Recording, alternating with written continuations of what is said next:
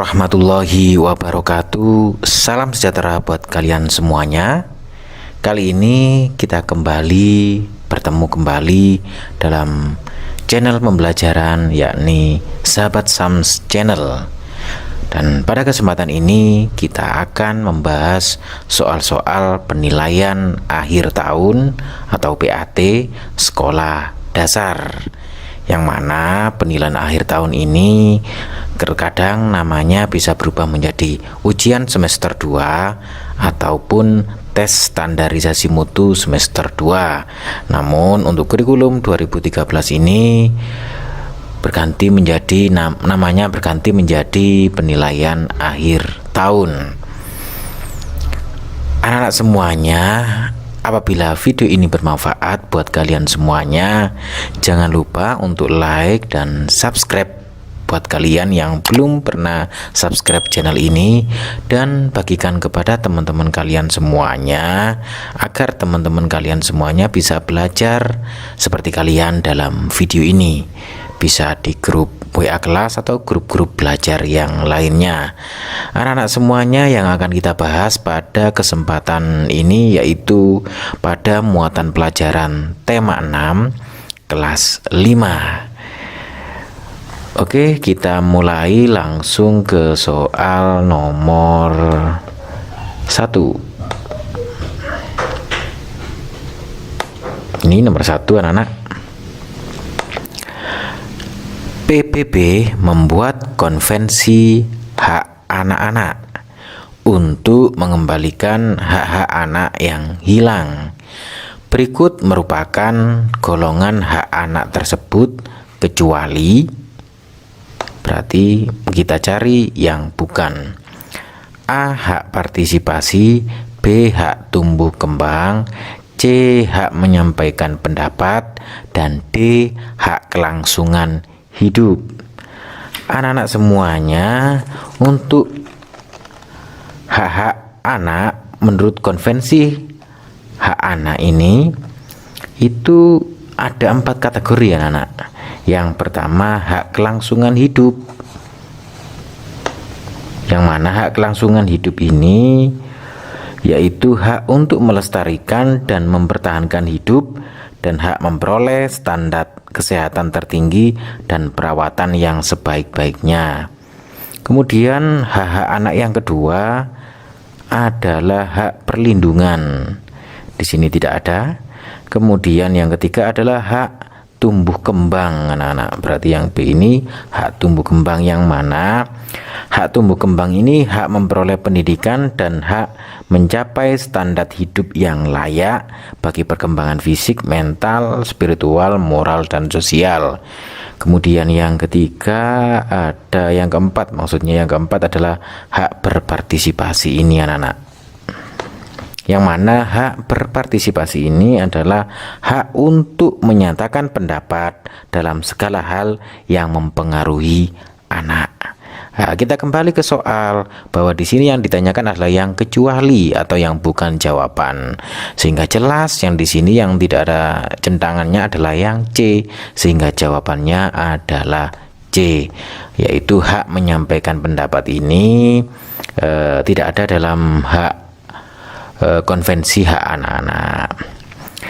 Baik, berikutnya kita ke soal nomor 2, anak-anak. Kita naikkan dulu.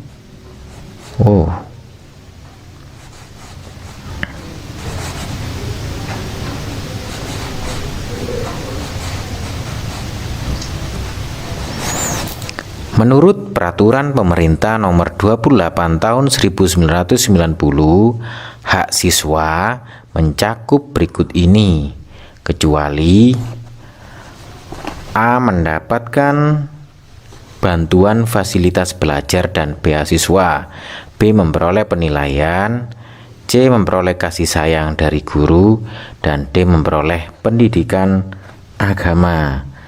Anak-anak semuanya, hak-hak siswa sesuai dengan PP nomor 28 tahun 1990 ini, kalau nggak salah ada 8, anak-anak. Yang pertama, mendapat perlakuan sesuai dengan bakat minat dan kemampuannya. Kemudian yang kedua ini memperoleh pendidikan agama sesuai dengan agama yang dianutnya. Ini ada yang D ini. Kemudian yang ketiga mengikuti program pendidikan yang bersangkutan atas dasar pendidikan berkelanjutan. Nah, kemudian di sini tidak ada. Kemudian yang keempat ini mendapat bantuan fasilitas belajar dan beasiswa. Ini ada. Kemudian yang kelima pindah ke sekolah yang sejajar atau yang tingkatnya lebih tinggi sesuai dengan persyaratan penerimaan siswa pada sekolah yang hendak dimasuki. Di sini tidak ada. Kemudian memperoleh penilaian hasil belajarnya. Nah, ini ada di sini. Kemudian yang ketujuh menyelesaikan program pendidikan lebih awal dari waktu yang ditentukan.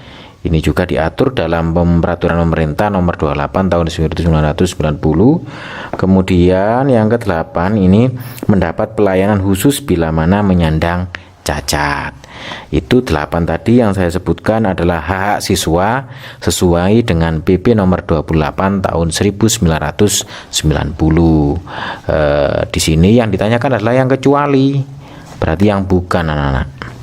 Lah, sangat jelas bahwa di sini dari A, B, C, D yang tidak ada centangnya itu berarti tidak ada dalam peraturan pemerintah nomor 28 tahun 1990. Sehingga jelas C adalah jawabannya. Berikutnya anak-anak kita ke soal nomor 3. Berikut ini merupakan salah satu kewajiban seorang pengusaha adalah, di sini anak-anak poinnya adalah pada kata kewajiban. Adapun pilihan jawabannya adalah A. Menemukan inovasi baru, B. Mendapatkan penghasilan, C. Membayar upah, dan D. Menyediakan bahan baku. Anak-anak di sini yang perlu kita garis bawahi adalah pada kata kewajiban ini anak-anak, bahwa dalam Undang-Undang Tenaga Kerja seorang pengusaha itu berkewajiban untuk membayar upah bagi pekerja yang telah melaksanakan tugasnya bekerja. Oleh karena itu sangat jelas jawabannya adalah C. Berikutnya anak-anak semuanya soal nomor 4. Setiap warga negara berhak untuk berserikat, berkumpul, dan mengeluarkan pendapat. Pernyataan ini terdapat dalam Undang-Undang Dasar 1945, A. Pasal 28, B. Pasal 29, C. Pasal 30, dan D. Pasal 31. Anak-anak semuanya, kalian harus bisa atau menghafal pasal-pasal yang sering keluar dalam ujian ini ya, yakni pasal 28, pasal 29, pasal 30, dan pasal 31. Oke, akan saya uraikan isi dari pasal-pasal tersebut. Lah, dari pasal 28 ini berisi hak warga negara dan penduduk untuk berserikat dan berkumpul dan mengeluarkan pikiran dengan lisan maupun tulisan lah ini, atau mengeluarkan pendapat. Jadi ini sebenarnya adalah jawabannya adalah yang A ini anak-anak. Nah, cuman akan saya jelaskan isi dari pasal 29, 30, dan 31. Untuk pasal 29 ini berisi tentang bahwa negara itu berdasar atas ketuhanan yang Maha Esa, dan negara menjamin kemerdekaan tiap-tiap penduduk untuk memeluk agamanya masing-masing dan untuk beribadah menurut agama dan kepercayaannya itu. Jadi pasal 29 ini tentang ketuhanan atau tentang agama. Kemudian untuk pasal 30 ini tentang kewajiban warga negara yang berhak dan wajib ikut serta dalam usaha pembelaan negara. Jadi pasal 30 ini tentang pembelaan negara. Adapun untuk pasal 31 ini tentang pendidikan anak-anak, bahwa isi dari pasal 31 itu bahwa warga negara berhak mendapat pendidikan dan wajib mengikuti pendidikan dasar, dan pemerintah juga wajib untuk membiayainya. Jadi dari soal ini sangat jelas bahwa jawabannya adalah A, bahwa warga negara berhak berserikat, berkumpul, dan mengeluarkan pendapat itu tercantum dalam pasal 28 Undang-Undang Dasar 1945. Baik, berikutnya anak-anak, kita hapus dulu, kita naikkan, kita bahas soal berikutnya.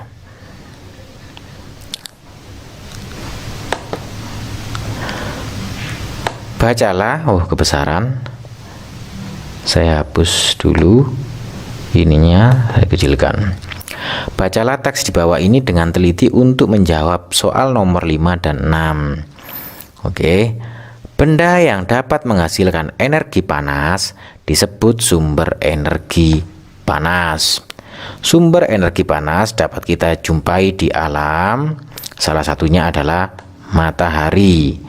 Matahari merupakan sumber energi panas terbesar. Semua makhluk hidup memerlukan energi panas matahari. Energi panas matahari membantu proses pembuatan makanan pada tumbuhan yang disebut sebagai proses fotosintesis.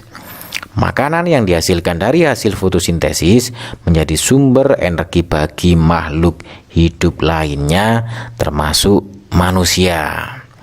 Nah, soal nomor 5, menurut paragraf di atas, energi panas diperlukan oleh A. manusia, B. tumbuhan, C. hewan, dan D. semua makhluk hidup.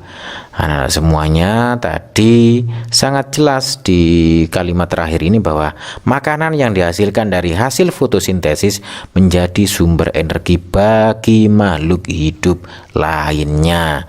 Berarti semua makhluk hidup ini anak-anak, tidak hanya manusia, tidak hanya tumbuhan, tidak hanya hewan, tapi semua makhluk hidup. Oleh karena itu jawabannya adalah D.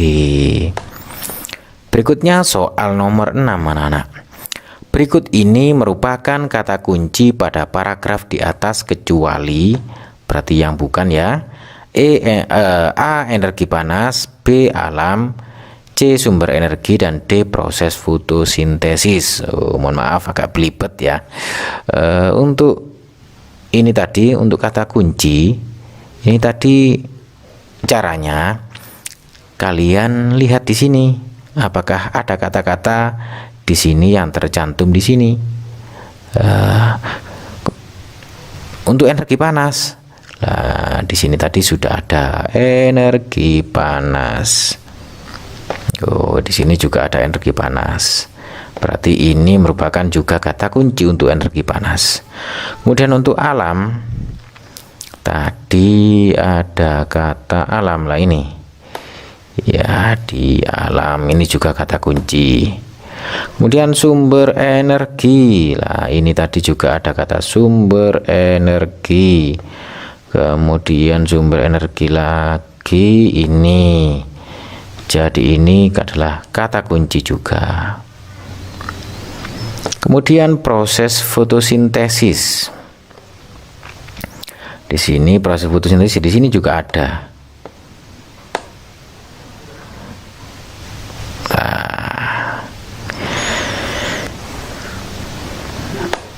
Oke.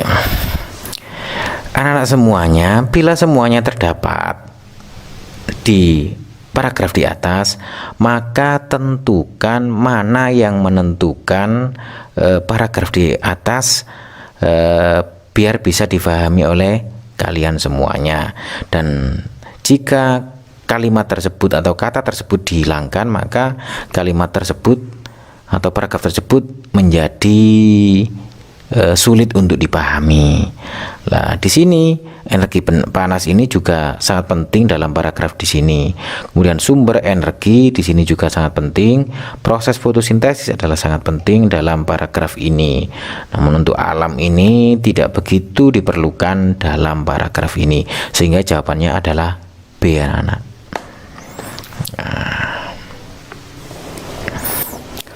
Kemudian 7, kita bahas soal nomor 7. Ide utama atau gagasan dari sebuah paragraf disebut A. pokok pikiran, B. kalimat utama, C. informasi penting, dan D. kata kunci. Anak-anak semuanya, untuk soal nomor 7 ini sangat jelas bahwa ide utama itu disebut dengan pokok pikiran, yang mana pokok pikiran itu biasanya berada pada kalimat utama. Oleh karena itu jawabannya adalah A. Berikutnya soal nomor 8.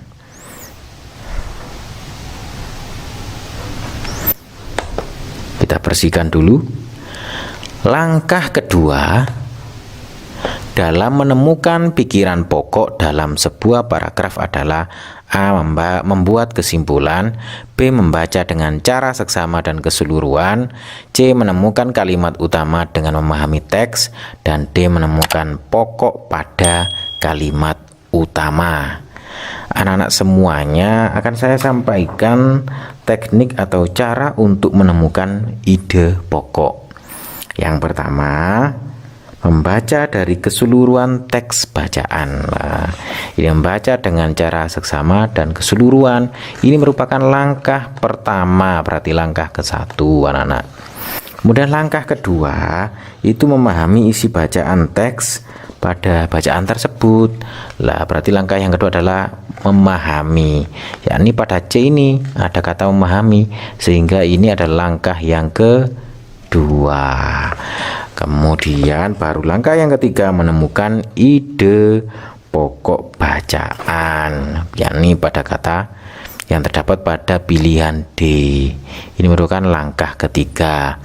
Namun yang ditanyakan adalah langkah yang kedua, sehingga sangat jelas jawabannya adalah C, anak-anak.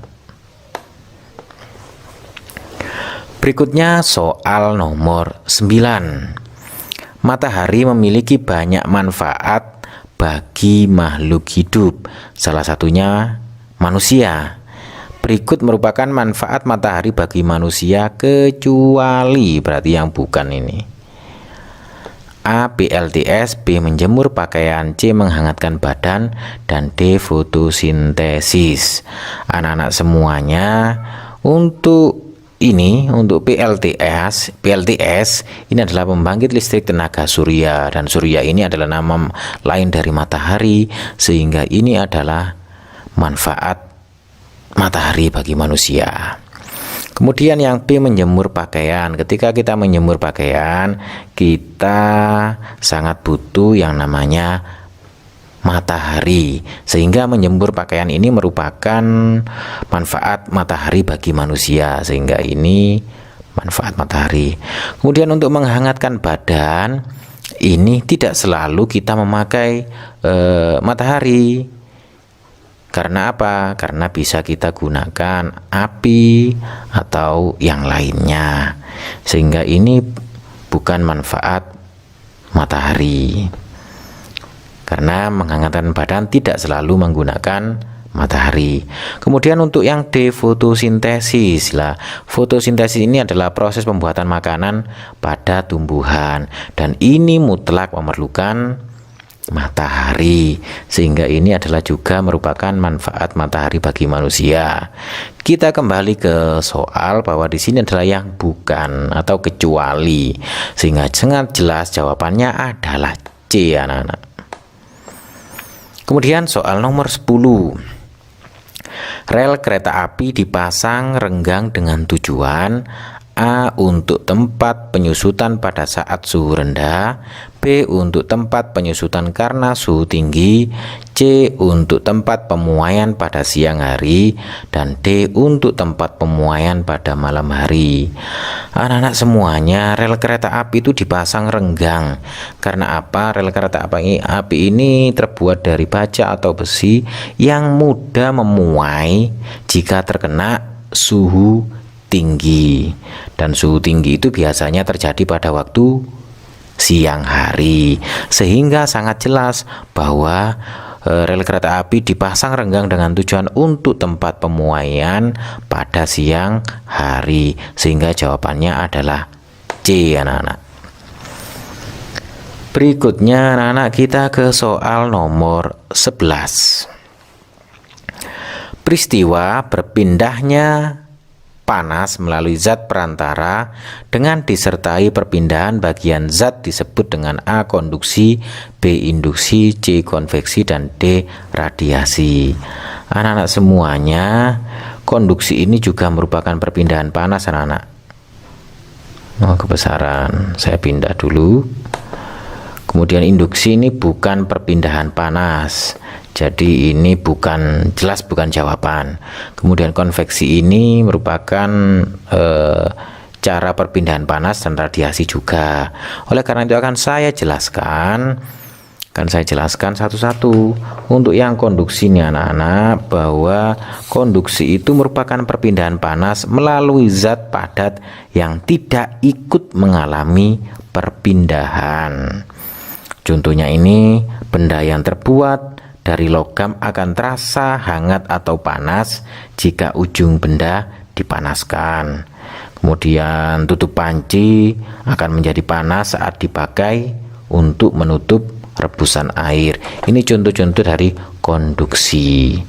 Ini bukan jawaban, karena di sini apa? Bahwa yang ditanyakan adalah melalui zat perantara dengan disertai perpindahan bagian zat tersebut. Namun untuk konduksi itu perpindahan panas melalui zat padat yang tidak ikut mengalami perpindahan. Jadi ini bukan jawaban. Kemudian konveksi. Konveksi ini merupakan perpindahan panas melalui aliran yang zat perantaranya ikut berpindah. Lah, ini senada dengan pertanyaan. Jadi sangat jelas jawabannya adalah C anak-anak.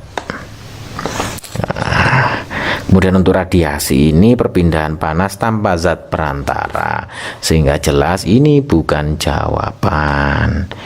Oleh karena itu jawabannya adalah C, bahwa konveksi itu adalah peristiwa perpindahan panas melalui zat perantara dengan disertai perpindahan bagian zat. Itu. Berikutnya anak-anak semuanya, kita akan ke soal nomor 12. Perhatikan benda-benda berikut ini. 1. Wajah, B. Celemek, 3. Ceret, 4. Kain lap, dan 5. Garpu. Benda di atas yang bersifat konduktor adalah, anak-anak semuanya, yang namanya benda yang bersifat konduktor itu mudah menghantarkan panas. Oleh karena itu kita lihat di sini biasanya benda yang bersifat konduktor itu terbuat dari baja dan besi. Lah di sini wajah ini jelas bukan. Celemek ini juga bukan. Kemudian ceret ini biasanya dipakai untuk memanaskan air. Lah ini berarti ini jawaban anak-anak karena terbuat dari bahan konduktor. Kemudian kain lap ini, kain ini bukan termasuk benda konduktor. Kemudian garpu ini terbuat dari besi ya, sehingga merupakan benda konduktor. Sehingga jawabannya adalah 3 dan 5, yaitu yang C anak-anak. Berikutnya soal nomor 13 anak-anak.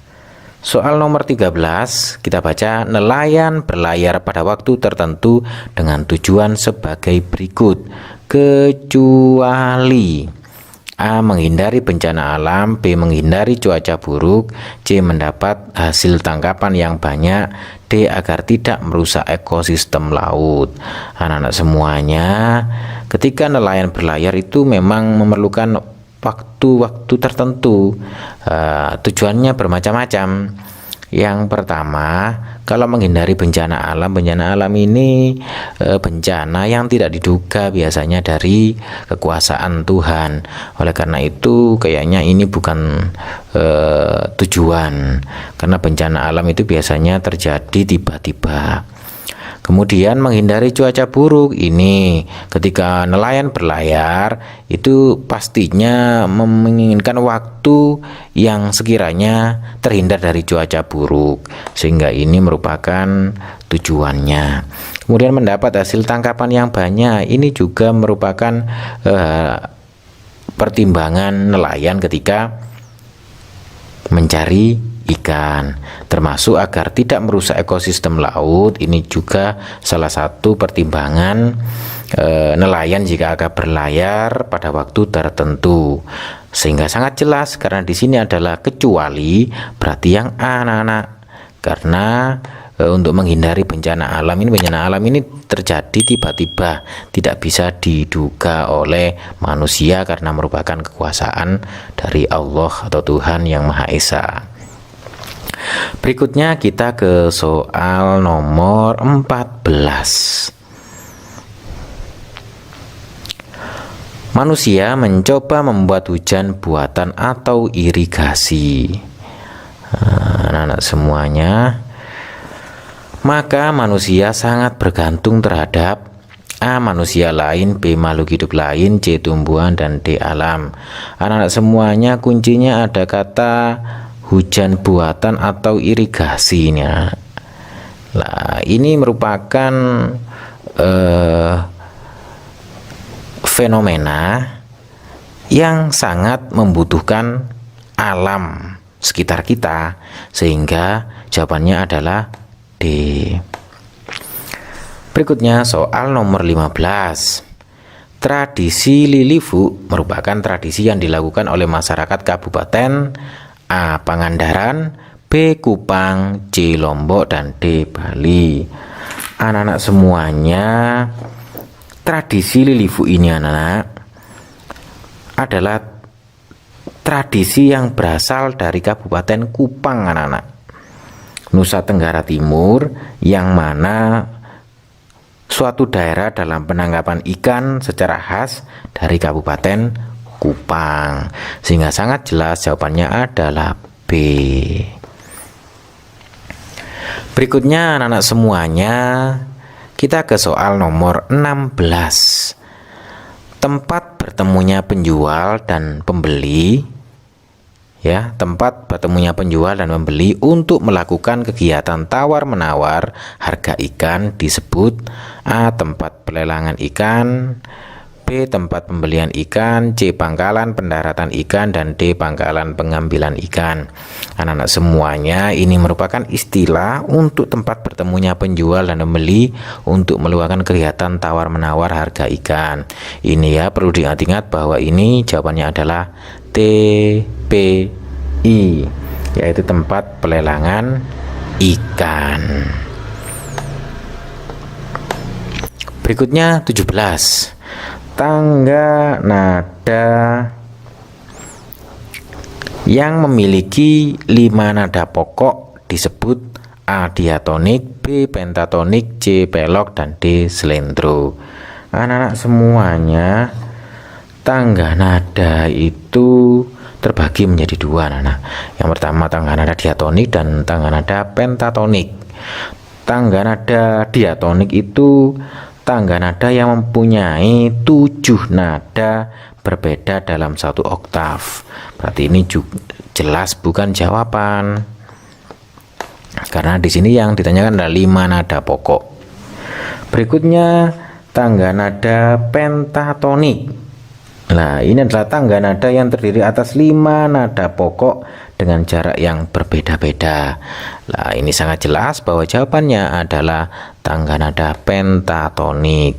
Adapun pelok dan slendro ini merupakan bagian dari tangga nada pentatonik. Jadi jelas jawabannya adalah B. Berikutnya soal nomor 18. Tangga nada memiliki susunan yang berbeda. Do, mi, fa, sol, si merupakan susunan nada pada tangga nada A. pelok, B. slendro, C. mayor, dan D. minor. Anak-anak semuanya, karena tadi tangga nada yang berjumlah 5 nada pokok itu adalah tangga nada pentatonik, anak-anak. Nah, ini 1, 2, 3, 4, 5. Ada 5 tangga nada. Jadi ini merupakan tangga nada pentatonik. Adapun tangga nada pentatonik itu terbagi menjadi 2, yaitu pelok dan slendro. Adapun untuk pelok itu merupakan tangga nada ini do, mi, fa, sol, si. Kemudian untuk slendro itu do, re, mi, sol, la. Sehingga jelas jawabannya adalah pelok anak-anak, bahwa do mi fa sol si ini merupakan tangga nada pentatonik yang berjenis pelok. Nah, berikutnya untuk 19, pola lantai dari tari kecak ini adalah A vertikal, B horizontal, C diagonal, dan D lengkung. Anak-anak semuanya tari kecak ini tarinya melingkar, diawali dengan berkumpul dan melingkar. Oleh karena itu sangat jelas ini adalah lengkung anak-anak. Berikutnya kita ke soal nomor 20. Soal nomor 20. Tari daerah mengalami perubahan dengan cara diaransemen ulang dan dikembangkan menjadi tarian baru dinamakan A tari baru, B tari kreasi baru, C tari daerah, dan D tari budaya. Anak-anak semuanya ini merupakan istilah. Karena istilah maka silakan kalian ingat-ingat agar nanti ketika ada soal seperti ini kalian bisa menjawabnya dengan benar, bahwa tari daerah mengalami perubahan dengan cara diaransemen ulang dan dikembangkan menjadi tarian baru dinamakan tari kreasi baru, sehingga jawabannya B. Baik anak-anak semuanya, saya kira untuk video pembahasan ini kami cukupi sekian untuk paket 1 atau bagian ke-1 video ini, karena nanti kita akan membahas untuk angka Romawi 2 dan angka Romawi 3 tentunya pada season kedua nanti video pembahasan ini. Oleh karena itu jangan lupa untuk like dan subscribe bagi kalian yang belum, agar kalian semuanya tahu ketika kami akan mengupload atau meng-share video-video pembahasan soal lainnya. Jangan lupa untuk dibagikan kepada teman-teman kalian semuanya, baik di grup kelas maupun grup WA belajar lainnya, agar teman-teman kalian semuanya bisa belajar seperti kalian dalam video ini. Dan sampai ketemu di bagian kedua video ini. Wassalamualaikum warahmatullahi wabarakatuh.